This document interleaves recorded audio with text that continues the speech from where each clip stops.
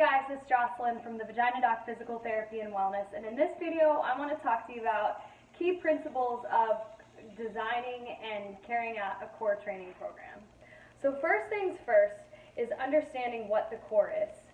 So the core is, let me just say this, core is multiple things. Let's talk about the deep core. So the deep core includes your pelvic floor, your diaphragm, your transversus abdominis muscle, and your multifidus. This system of muscles works together to identify any potential things that you may encounter that you could see or that may happen without you expecting it. Let's say if you're walking and you get hit, or if you foresee that someone might hit you in advance, you can deviate off the path. Well, these muscles work to prevent loss of balance when those things occur. So then we have other layers of core muscles. So that includes the obliques, the rectus abdominis, muscles in your back including your lats, your strap muscles, your traps, your rhomboids, muscles in the front of the neck, muscles in the back of the neck, and they all layer on top of one another, and their job is to allow you to move your limbs, your legs, without your spine going all wonky. So that being said, there's two ways to train the core. You have the exercises or the movements that directly you need to use these muscles to move. So that's your crunch, which is trunk flexion.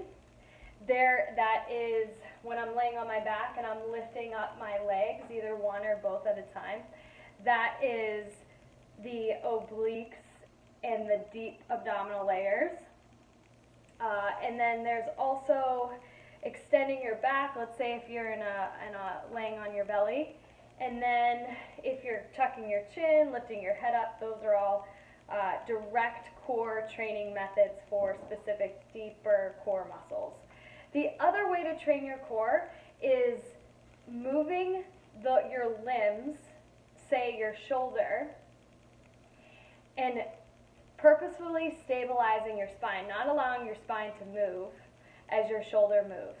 Okay, so these would be specific stabilization activities that are not just for the shoulder, but it's also for the core stabilizers that work to allow your shoulder to move. So for example, let's say if I have a weight in my hand and I go up like this, I am using certain muscles in my back, I'm using certain muscles here to prevent me from doing this or moving my upper body. Let's say another way to look at it is if I'm lifting my arm up, I don't want to move my head. So I'm going to use certain core systems to prevent that movement from happening.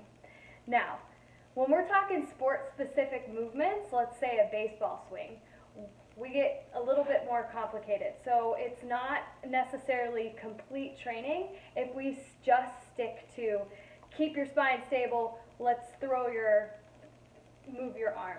It gets way more complex than that, and we work on timing, we work on ways to stabilize, to decelerate the throw, and that goes for any movement.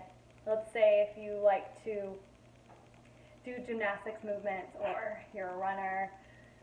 So thinking about specific core training. Planks is another example of ways to directly train your core, but if we start, so that would be like a sit-up, but we're using a little bit more of the low abs, the upper abs, depending on your strategy. Now let's say if you're in a plank or a modified plank and you start to move your arms, or you start to move your legs, that's even taking this exercise to another level. So not only do you have to stay stable just at baseline, but also you have to be stable in your opposite shoulder, let's say if you move your other arm. So if you're finding that your core training is not delivering the results that you're looking for, it may be because of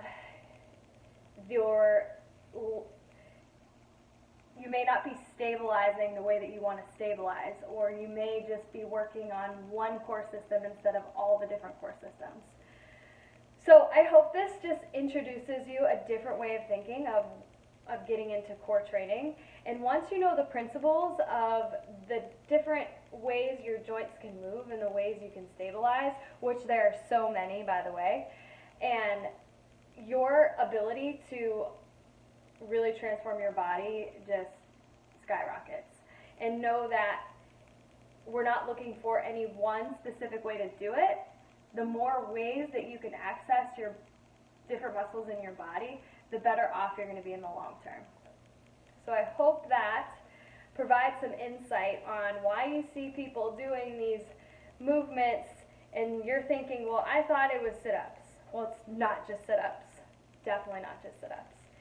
Now, before I get off this video, I just want to share an event that's coming up. I am hosting a free live webinar.